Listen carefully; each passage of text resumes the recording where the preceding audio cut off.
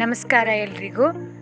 ನಾನಿವತ್ತು ಮಹಾಗಣಪತಿಗೆ ಅತ್ಯಂತ ಪ್ರಿಯವಾದಂತಹ ಮೋದಕದ ರೆಸಿಪಿಯೊಂದಿಗೆ ಬಂದಿದ್ದೇನೆ. ಹೆಚ್ಚಾಗಿ ಇದನ್ನು ಗಣೇಶ ಚತುರ್ಥಿಯಲ್ಲಿ ನೈವೇದ್ಯಕ್ಕಾಗಿ ಎಲ್ಲರ ಮನೆಯಲ್ಲೂ ಸಾಮಾನ್ಯವಾಗಿ ಮಾಡಿರ್ತಾರೆ. ಇಲ್ಲ ಅಂದರೆ ಗಣಹವನಗಳಲ್ಲಿ ಅಥವಾ ಸಂಕಷ್ಟಿಯ ದಿನಗಳಲ್ಲಿಯೂ ಕೂಡ ಇದನ್ನು ನೈವೇದ್ಯಕ್ಕಾಗಿ ಮಾಡಿರ್ತಾರೆ.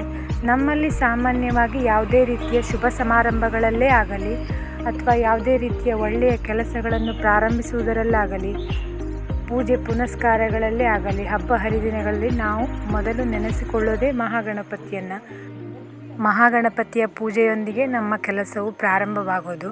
ಅವನಿಗೆ ಇಷ್ಟವಾದಂತಹ ಕಜ್ಜಾಯಗಳನ್ನು ಮಾಡಿ ಇಡೋದು ಸರ್ವೇ ಸಾಮಾನ್ಯ, ಎಲ್ಲರ ಮನೆಯಲ್ಲೂ ಇದ್ದೇ ಇರುತ್ತೆ. ಹಾಗೆ ಅವನಿಗೆ ಇಷ್ಟವಾದಂತಹ ಈ ಕಜ್ಜಾಯಗಳಲ್ಲಿ ಮೋದಕವೂ ಕೂಡ ಒಂದು. ನಾನು ಕೂಡ ಇದನ್ನು ಅಂಗಾರಕ ಸಂಕಷ್ಟಿಯ ಪ್ರಯುಕ್ತ ಮಹಾಗಣಪತಿಯ ಒಂದು ಹರಕೆಯನ್ನು ತೀರಿಸಲಿಕ್ಕೋಸ್ಕರ ಮಾಡಿದ್ದು. ಇದು 108 ಮೋದಕದ ಹರಕೆಯನ್ನು ತೀರಿಸಲಿಕ್ಕೋಸ್ಕರ ಮಾಡಿದ್ದು. ಬನ್ನಿ ರೆಸಿಪಿನ ಆರಂಭಿಸೋಣ. ಇದು ಸ್ವಲ್ಪ ಕಷ್ಟವಾದಂಥ ರೆಸಿಪಿನೂ ಹೌದು. ಪದೇ ಪದೇ ಈ ರೆಸಿಪಿನ ಮಾಡ್ತಾ ಇದ್ದವ್ರಿಗೆ ಅಷ್ಟೊಂದು ಕಷ್ಟ ಅನಿಸಲ್ಲ. 1-2 ಸರಿ ಹೊಸದಾಗಿ ಮಾಡೋರಿಗೆ ಇದು ಸ್ವಲ್ಪ ರಗಳೆ ಅನಿಸುತ್ತೆ. ಆದರೆ ಇದು ತಿನ್ನಲಿಕ್ಕೆ ಬಹಳ ರುಚಿಯಾದಂಥ ರೆಸಿಪಿ. ಒಂದು ಸುಲಭವಾದ ವಿಧಾನದಲ್ಲಿ ಇದನ್ನು ಹೇಗೆ ಮಾಡೋದು ಅಂತ ನೋಡೋಣ ಬನ್ನಿ. ನಾನಿಲ್ಲಿ ಮೊದಲಿಗೆ ಅರ್ಧ ಕಪ್ ಆಗುವಷ್ಟು ಚಿರೋಟಿ ರವೆ ಅಥವಾ ನಿಮ್ಮಲ್ಲಿ ಯಾವುದಿದೆಯೋ ಸಣ್ಣ ರವೆ ಯಾವ್ದು ಬೇಕಾದರೂ ತಗೊಳ್ಬೋದು. 1 ಕಪ್ ಬೇಕಾದರೂ ನೀವು ಹಾಕ್ಕೊಳ್ಬೋದು. ಹಾಗೆ ಇದಕ್ಕೆ ನಾನೊಂದು ಅರ್ಧ ಕಪ್ ಆಗುವಷ್ಟು ನೀರು ಹಾಕ್ಕೊಂಡಿದ್ದೀನಿ, ಅಂದರೆ ರವೆ ಸ್ವಲ್ಪ ನೆನೀಲಿ ಅಂತ. ನೀರು ಮತ್ತು ರವೆನ ಮಿಕ್ಸ್ ಮಾಡ್ತಾ ಹೋದಾಗ ಗೊತ್ತಾಗತ್ತೆ. ನೀರು ಬೇಕಾದಾಗ ನೀವು ಹಾಕ್ಕೊಂಡು ರವೆಯನ್ನು ಒಂದು 5-6 ನಿಮಿಷ ಸ್ವಲ್ಪ ನೆನೆಲಿಕ್ಕೆ ಬಿಡಿ. ಜಾಸ್ತಿ ಹೊತ್ತೇನು ಬೇಡ ನೆನೆಯೋದು. ಹಾಗೆ ನಾನು ಮೇಲ್ಗಡೆಯಿಂದ 1-2 ಚಮಚ ಉಪ್ಪು ಹಾಕಿದ್ದೀನಿ. ಇದಕ್ಕೆ ನಾನು ಸ್ವಲ್ಪ ಜಾಸ್ತಿ ಮಾಡ್ತಿರೋದ್ರಿಂದ 1-2 ಚಮಚ ಉಪ್ಪು ಹಾಕಿ ಮತ್ತು ನೀರು ಬೇಕಾದರೆ ಹಾಕಿ ಇದನ್ನು 1 ನಿಮಿಷ ಇದನ್ನು ಮಿಕ್ಸ್ ಮಾಡಿ ಹಾಗೆಯೇ ಬಿಡಿ. 5 ನಿಮಿಷ ಇದನ್ನು ರವೆ ಚೆನ್ನಾಗಿ ನೆನಿಬೇಕು. ನೋಡಿ, ಈಗ ರವೆ ಮೆತ್ತಗಾಗಿದೆ, ಚೆನ್ನಾಗಿ ನೆಂದಿದೆ ಇದು. ಈಗ ಇದಕ್ಕೆ ನಾನು 1 kg ಆಗುವಷ್ಟು ಗೋಧಿ ಹಿಟ್ಟನ್ನು ಹಾಕಿದ್ದೀನಿ. ನಾನಿಲ್ಲಿ ಕಪ್ಪಲ್ಲಿ ಅಳೆದು ಹಾಕಿದ್ದೀನಿ, 5 ಕಪ್ ಆಗುವಷ್ಟು. ಹಾಗೆ ನೀವಿಲ್ಲಿ ಗೋಧಿ ಹಿಟ್ಟಿನ ಬದಲಾಗಿ ಮೈದಾ ಹಿಟ್ಟನ್ನು ಕೂಡ ಬಳಸ್ಬೋದು. ಮೈದಾ ಹಿಟ್ಟಿಂದ ಮಾಡಿದರೆ ತುಂಬ ರುಚಿಯಾಗಿರುತ್ತೆ, ಗರಿಗರಿಯಾಗಿ ಕ್ರಿಸ್ಪಿಯಾಗಿ ಬರುತ್ತೆ. ಗೋಧಿ ಹಿಟ್ಟಲ್ಲಿ ಅಷ್ಟೊಂದು ಕ್ರಿಸ್ಪಿಯಾಗಿ ಬರೋದಿಲ್ಲ. ರವೆ ಹಾಕೋದ್ರಿಂದ ಸ್ವಲ್ಪ ಕ್ರಿಸ್ಪಿಯಾಗಿ ಬರುತ್ತೆ. ಆದರೆ ನೀವೀಗ ಎಲ್ಲ ಕಡೆನೂ ನೋಡಿರ್ತೀರ ಮೈದಾ ಹಿಟ್ಟು ಬಳಸಬಾರ್ದು, ಆರೋಗ್ಯಕ್ಕೆ ಒಳ್ಳೆಯದಲ್ಲ ಅಂತ. ಆದರೆ ಕೆಲವೊಂದು ಅಡುಗೆಗೆ ಮೈದಾ ಹಿಟ್ಟೇ ಚೆನ್ನಾಗಿರುತ್ತೆ ಗೋಧಿ ಹಿಟ್ಟಿನಕ್ಕಿಂತನೂ. ಆದರೂ ಮೈದಾ ಹಿಟ್ಟಿನ ಬಳಕೆ ಸ್ವಲ್ಪ ಕಡಿಮೆ ಆದ್ರೇ ಒಳ್ಳೆಯದು. ಈಗ ನಾನಿಲ್ಲಿ ಇದಕ್ಕೆ ಒಂದು ಅರ್ಧ ಚಮಚ ಆಗುವಷ್ಟು ಅರಿಶಿನ ಹಾಗೆ 1-2 ಚಮಚ ಆಗುವಷ್ಟು ತುಪ್ಪನ ಬಿಸಿ ಮಾಡಿ ಹಿಟ್ಟಿಗೆ ಹಾಕ್ತಾ ಇದ್ದೀನಿ.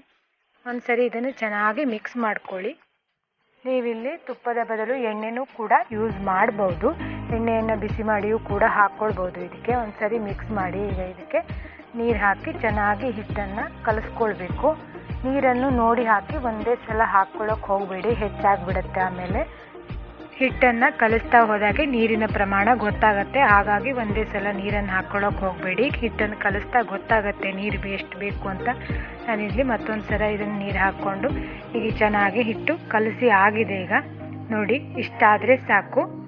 ನಿಮಗೆ ಟೈಮ್ ಇದೆ ಅಂದರೆ ಇದನ್ನು 1 ಗಂಟೆ ನೆನಿಲಿಕ್ಕೆ ಬಿಡಿ, ಇಲ್ಲಾಂದರೆ ಒಂದು ಅರ್ಧ ಗಂಟೆಗೆಲ್ಲ ಮಾಡ್ಕೊಳ್ಬೋದು. ಇದನ್ನು ಮುಚ್ಚಿ ಇಟ್ಟರೆ ಚೆನ್ನಾಗಿರುತ್ತೆ, ಇಲ್ಲಾಂದರೆ ಹಿಟ್ಟು ಡ್ರೈ ಆಗಿಬಿಡುತ್ತೆ. ಹಿಟ್ಟನ್ನು ನೆನಿಲಿಕ್ಕೆ ಬಿಟ್ಟು ಇನ್ನೊಂದು ಕಡೆ ಈ ಮೋದಕದ ಒಳಗಡೆ ತುಂಬಲಿಕ್ಕೆ ಬೇಕಾಗುವಂಥ ಹೂರಣನ ರೆಡಿ ಮಾಡ್ಕೊಳ್ಳೋಣ. ನಾನಿಲ್ಲಿ 4 ಕೊಬ್ಬರಿ ತಗೊಂಡಿದ್ದೀನಿ. ಚಿಕ್ಕದು ಅಲ್ಲ ದೊಡ್ಡದು ಅಲ್ಲ, ನಾರ್ಮಲ್ ಸೈಜಲ್ಲಿರುವಂತಹ 4 ಒಣ ಕೊಬ್ಬರಿ ತಗೊಂಡಿದ್ದೀನಿ. ಅದನ್ನು ಚಿಕ್ಕದಾಗಿ ಹೆಚ್ಕೊಂಡು ಮಿಕ್ಸಿಗೆ ಹಾಕಿ ರುಬ್ಕೊಂಡಿದ್ದೀನಿ. ನಾನಿಲ್ಲಿ ರುಬ್ಬುವಾಗ ಮಿಕ್ಸಿ ಜಾರು ಡ್ರೈ ಆಗಿರಲಿ, ನೀರು ಇರಬಾರ್ದು ಮಿಕ್ಸಿ ಜಾರಿಗೆ ಸ್ವಲ್ಪನೂ. ನಾನಿಲ್ಲಿ ರುಬ್ಕೊಂಡಿರೋದು 3 ಮಿಕ್ಸಿ ಜಾರ್ ಆಗುವಷ್ಟು ಆಯಿತು. ನೀವಿಲ್ಲಿ ಹಸಿ ತೆಂಗಿನಕಾಯಿ ತುರಿನೂ ಬಳಸ್ಬೋದು. ಮತ್ತು ಈ ಕೊಬ್ಬರಿನ ರುಬ್ಕೊಳ್ಳದೆ ಹಾಗೆ ತುರಿದು ಕೂಡ ಮಾಡ್ಬೋದು, ಅದು ಕೂಡ ಚೆನ್ನಾಗಿರುತ್ತೆ. ಈಗ ನಾನಿಲ್ಲಿ ಇದಕ್ಕೆ 1 kg ಆಗುವಷ್ಟು ಸಕ್ಕರೆನ ಬಳಸಿದ್ದೀನಿ. ನಾನು ಇದನ್ನು ಕಪ್ಪಲ್ಲೇ ಅಳತೆ ಮಾಡಿ ಹಾಕ್ಕೊಳ್ತಾ ಇದ್ದೀನಿ.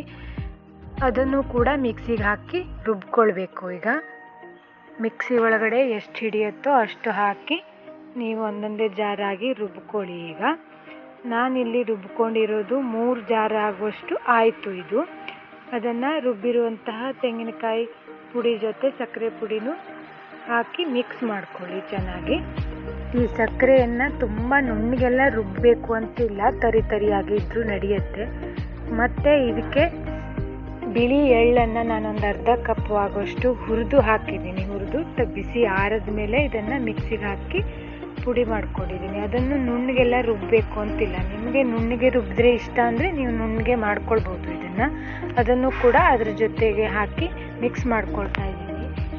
ಇಲ್ಲಿ ನೀವು ಇದಕ್ಕೆ ಪುಟಾಣಿ ಅಥವಾ ಹುರಿಗಡಲೆ ಅಂತ ಹೇಳ್ತಾರಲ್ಲ, ಅದನ್ನು ಕೂಡ ಮಿಕ್ಸಿಗೆ ಹಾಕಿ ಪುಡಿ ಮಾಡಿ ಹಾಕ್ಕೊಳ್ಬೋದು, ಅದು ಕೂಡ ಚೆನ್ನಾಗಿರುತ್ತೆ.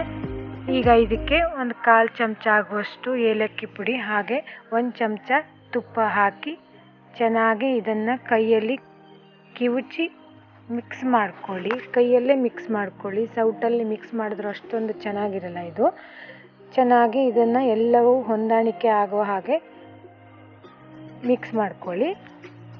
ಈಗ ಇದು ಆಗಿದೆ ನೋಡಿ. ಈಗ ಮೋದಕಕ್ಕೆ ಬೇಕಾಗುವಂಥ ಹೂರಣ ಹಾಗೆ ಹಿಟ್ಟು ಕೂಡ ರೆಡಿ ಆಗಿದೆ. ಇದು ಚೆನ್ನಾಗಿ ನೆಂದು ಬಂದಿದೆ ಹಿಟ್ಟು ಕೂಡ.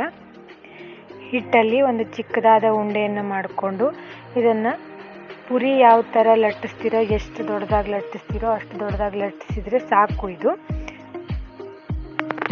ಮೊದಲೇ ರೆಡಿ ಮಾಡಿ ಇಟ್ಕೊಂಡಿರುವಂತಹ ತೆಂಗಿನಕಾಯಿ ಮತ್ತು ಸಕ್ಕರೆ ಮಿಶ್ರಣವನ್ನು 1 ಚಮಚ ಆಗುವಷ್ಟು ಹಾಕ್ಕೊಂಡು ಇದನ್ನು ಸೈಡಲ್ಲಿ ಈ ಥರ ಸುರುಳಿ ಆಕಾರದಲ್ಲಿ ಮಡಚ್ಕೊಳ್ಳಿ.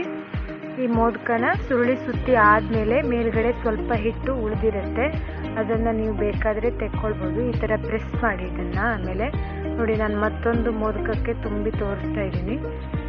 ಈ ಥರ ಹೆಚ್ಚಾಗಿ ಬಂದಿರುವಂಥ ಹಿಟ್ಟನ್ನು ತೆಕ್ಕೊಳ್ಳಿ ನೀವು. ನೋಡಿ ಎಷ್ಟು ಚೆನ್ನಾಗಿ ಬಂದಿದೆ ಅಂತ ಮೋದಕ. ಈ ಥರ ಬಂದರೆ ಸಾಕು. ಹಾಗೆ ನಾನಿಲ್ಲಿ ಮೋದಕನ ಮತ್ತೊಂದು ರೀತಿಯಲ್ಲಿ ಮಾಡಿ ತೋರಿಸ್ತಾ ಇದ್ದೀನಿ. ತುಂಬ ಮೋದಕ ಮಾಡುವಾಗ ಒಂದೊಂದೇ ಮೋದಕ ಎಲ್ಲ ಲಟ್ಟಿಸ್ತಾ ಇದ್ದರೆ ಬೇಗ ಬೇಗ ಮುಗಿಯೋದಿಲ್ಲ. ಹಾಗಾಗಿ ನಾನು ಒಂದು 4 ಚಪಾತಿ ಆಗುವಷ್ಟು ಹಿಟ್ಟನ್ನು ಒಂದೇ ಸಲ ತಗೊಂಡು ಈ ಥರ ದೊಡ್ಡ ಚಪಾತಿಯಾಗಿ ನಾನು ಲಟ್ಸ್ಕೊತಿದ್ದೀನಿ. ಸೈಜು ತುಂಬ ದೊಡ್ಡದಾಗಿ ಲಟ್ಸ್ಕೊತಿದ್ದೀನಿ. ಈ ರೀತಿ ದೊಡ್ಡದಾಗಿ ಲಟ್ಸ್ಕೊಳ್ಳೋದ್ರಿಂದ ಮೋದಕನೂ ಬೇಗ ಬೇಗ ಮಾಡಿ ಮುಗಿಯುತ್ತೆ. ನಾನಿಲ್ಲಿ ನೋಡಿ ಇಷ್ಟು ದೊಡ್ಡದಾಗಿ ಲಟ್ಸ್ಕೊಂಡಿದ್ದೀನಿ.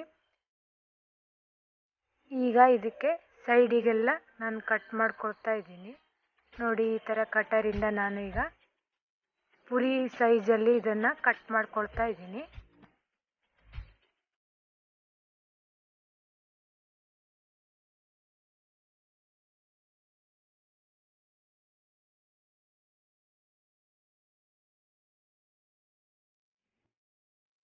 ನೋಡಿ, ಈ ರೀತಿ ಪುರಿ ಆಕಾರದಲ್ಲಿ ಕಟ್ ಮಾಡಿಕೊಂಡ್ರೆ ಬೇಗ ಬೇಗ ಎಲ್ಲ ಆಗತ್ತೆ. ನೋಡಿ, ಒಂದೇ ಸರಿ ಈಗ 16ರಿಂದ 17 ಮೋದಕ ಆಯಿತು. ನೀವು ಇನ್ನೂ ದೊಡ್ಡದಾಗಿಯೂ ಕೂಡ ಲಟ್ಟಿಸ್ಕೊಳ್ಬೋದು. ಈಗ 1 ಚಮಚ ಇದರೊಳಗಡೆ ಹೂರಣನ ಹಾಕ್ಕೊಳ್ತಾ ಇದ್ದೀನಿ ನಾನು.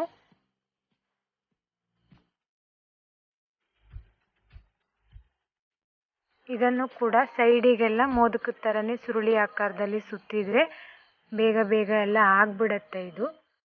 ನೋಡಿ, ಈ ಥರ ಸುತ್ತಿದ್ರೆ ಆಯಿತು, ಬೇಗ ಬೇಗ ಆಗತ್ತೆ ಇದು. ಸುತ್ತೋದೇನು ಅಷ್ಟೊಂದು ಕಷ್ಟ ಅಲ್ಲ.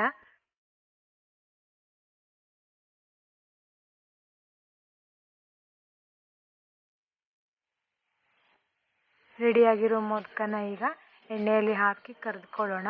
ನಾನಿಲ್ಲಿ 1 ಲೀಟ್ರ್ ಆಗುವಷ್ಟು ಎಣ್ಣೆನ ಹಾಕ್ಕೊಂಡಿದ್ದೀನಿ. ಎಣ್ಣೆ ಬಿಸಿಯಾಗಿದೆ. ಈಗ ಒಂದೊಂದೇ ಮೋದಕನ ಎಣ್ಣೆ ಒಳಗೆ ಹಾಕ್ಕೊಳ್ಳೋಣ. ಎಣ್ಣೆಯ ಬದಲಿಗೆ ನೀವಿಲ್ಲಿ ತುಪ್ಪನೂ ಕೂಡ ಯೂಸ್ ಮಾಡ್ಬೋದು.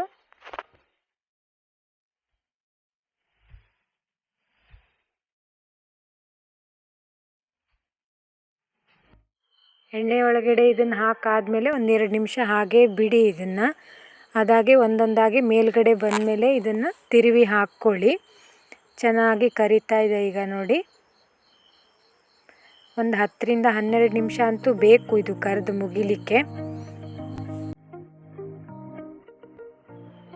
ಈ ರೀತಿ ಗೋಲ್ಡನ್ ಬ್ರೌನ್ ಆಗಿ ಬರಬೇಕು ಇದು. ಈಗ ಒಂದು 10 ನಿಮಿಷ ಆಯಿತು ಇದು. ನೋಡಿ, ಚೆನ್ನಾಗಿ ಕರೆದು ಬಂದಿದೆ ಇದೀಗ. ಕರೆದು ಆಯಿತು ಇದೀಗ. ಗ್ಯಾಸನ್ನು ಕರಿವಾಗ ಲೋ ಫ್ಲೇಮಲ್ಲೇ ಇಟ್ಕೊಳ್ಳಿ. ಒಂದ್ಸರಿ ಹೈ ಮಾಡಿದ್ರು ಗ್ಯಾಸನ್ನು.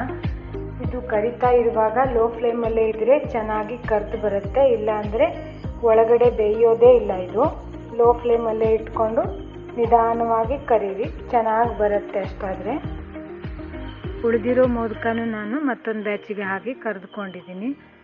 ಅದು ಕೂಡ ಆಯಿತು. ಈಗ ಚೆನ್ನಾಗಿ ಬೆಂದು ಬಂದಿದೆ ಇದೀಗ. ಈ ರೀತಿ ತುಂಬ ಮೋದಕ ಮಾಡುವಾಗ ನಾವು ದೊಡ್ಡದಾಗಿ ಚಪಾತಿ ಥರ ಲಟ್ಸ್ಕೊಂಡು ಮಾಡಿದ್ರೆ ಒಂದೇ ಸಲ 15ರಿಂದ 20 ಮೋದಕನ ಮಾಡ್ಬೋದು. ನಾವು ಕಡಿಮೆ ಒಂದು 25-30 ಮೋದಕ ಮಾಡ್ತೀವಿ ಅಂತಾದರೆ ಪುರಿ ಥರ ಚಿಕ್ಕದಾಗಿ ಲಟ್ಸ್ಕೊಂಡು ಕೂಡ ಮಾಡ್ಬೋದು. ಮೋದಕ ಎಲ್ಲ ರೆಡಿಯಾಗಿದೆ. 125ರಿಂದ 130 ಮೋದಕ ಆಯಿತು ಇಷ್ಟಕ್ಕೆ. ತುಂಬ ಚೆನ್ನಾಗಿಯೂ ಬಂದಿದೆ, ಸಿಹಿನೂ ಸಹಿತ ಸರಿಯಾಗಿ ಬಂದಿದೆ, ಇದಕ್ಕೆ ಕ್ರಿಸ್ಪಿಯಾಗಿಯೂ ಬಂದಿದೆ. ನೀವು ಮನೇಲಿ ಒಂದ್ಸರಿ ಟ್ರೈ ಮಾಡಿ ನೋಡಿ ಹೇಗಿತ್ತು ಅಂತ ಹೇಳಿ. ಹಾಗೂ ವಿಡಿಯೋದ ಕೊನೆಯಲ್ಲಿ ಸಬ್ಸ್ಕ್ರೈಬ್ ಮಾಡಿ ಹಾಗೂ ಲೈಕ್ ಮಾಡಿ. Thank you. ಧನ್ಯವಾದಗಳು ಫ್ರೆಂಡ್ಸ್.